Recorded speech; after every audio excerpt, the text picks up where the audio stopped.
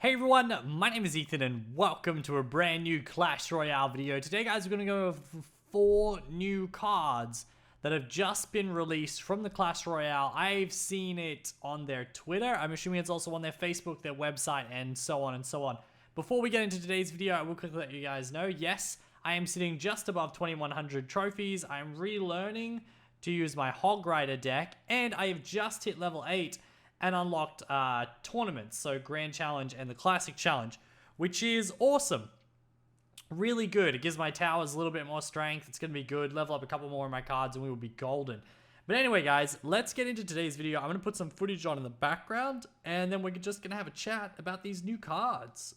Alrighty guys, so of course we have the 4 new cards, one of them being the Tornado card that was leaked, or I guess now it's confirmed that the leak was real. Earlier in the week, maybe last week, I suppose, because it's only Monday. But yeah, so this card was leaked a little bit earlier. The picture that we have doesn't show that it has 3 elixir. The leak did actually show 3 elixir. So it could mean that they're changing it because of that. Maybe they're just trying not to show off the elixir cost because they never do. But as far as we know, it's going to be 3 elixir. It looks like a spell. You can see that there's a little the hog from the Hog Rider there. And I'm thinking that possibly this is a cheap spell that allows you to sort of randomly move cards or units around on the field. So maybe because it only costs 3 elixir, you don't have any actual control over where those units will go.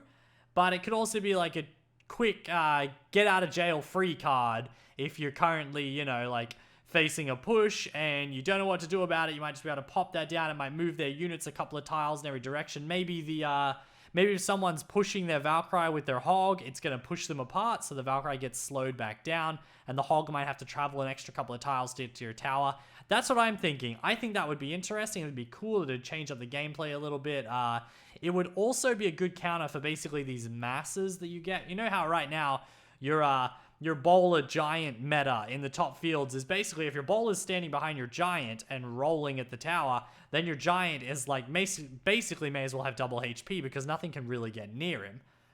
So I'm thinking that the Tornado might be good for that sort of thing. When you line up 2 units perfectly, the Tornado might separate them so they don't complement each other as nicely. Could be totally wrong. Let me know what you think in the comment section below. Of course, like, I haven't been playing that long. Some of you veterans might have a better idea of what the spell could be used for. Maybe it's not a spell. Maybe it's a unit. I don't see any faces on the Tornado, and, you know, humans do typically humanize inanimate objects if they're going to make them living. So you would think it would have at least a face on it, but for now, that doesn't appear to be the case. But anyway, guys, moving on, we have another epic card, and let's assume the Tornado is a spell, so we'll say the other one's probably some sort of unit or a building. Could be something new coming in with the Inferno getting a little bit of a nerf. Maybe we're going to get another building as a new option opposed to what we currently have. And then we have the common card, which I'm also thinking is either going to be a unit or a ranged unit, as we just got a kind of like mini tank, cheap mini tank in that in the new, I believe it's called a Snow Golem. He's sort of a new mini tank, so we'll probably get something more utility based or like land unity based, I'm thinking anyway. But let's go on to what is most important, the most fun out of all of them, and that is of course the legendary card. Guys, I'm thinking the legendary card is going to be a ground-based unit that would replace something like barbarians in your deck, okay? And I'm going to tell you guys exactly why I think this right now. I'm going to make a case for it. And if you guys disagree, let me know in the comment section below.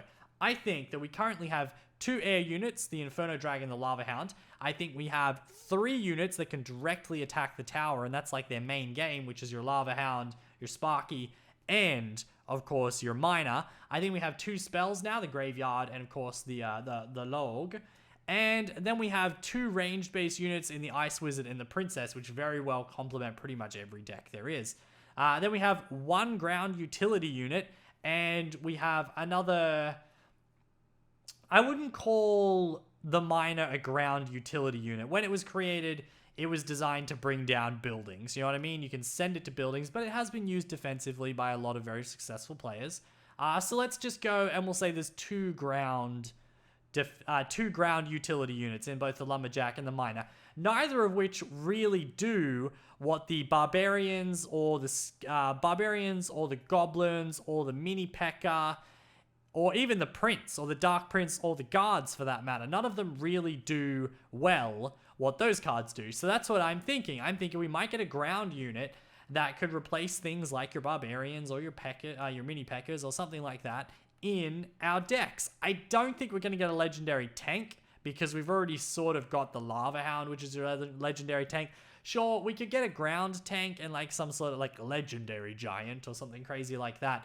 But I think with Sparky already being there, I don't feel that that would be the area they would like to fill just yet. I'm thinking we're going to get some sort of ground utility unit that could do good damage to tanks like giants, and could also do damage to towers if it manages to get to the tower. Obviously, it's not as fast as your Hog Rider, but it could also be used to take out large groups of units in the same way like the Valkyrie and stuff like that are used. And you would use it the same way you use a Valkyrie or a mini P.E.K.K.A. and whatnot to assist your push but not be the center of your push. Then, of course, we could also get our first legendary building, which would be absolutely crazy.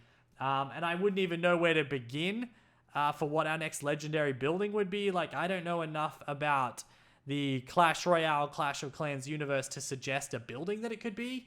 But I'm sure we could get our first legendary building. You never know. You never know what is going to happen. But what I want to know your opinions. What do you think down below that we will be getting as this new legendary card? Obviously, it's the most exciting out of all four of them. It's a legendary card. Oh my god, oh my god. But anyway, guys, that's gonna do it for today's video. I do hope you enjoyed, and if you did, don't forget to leave a like down below.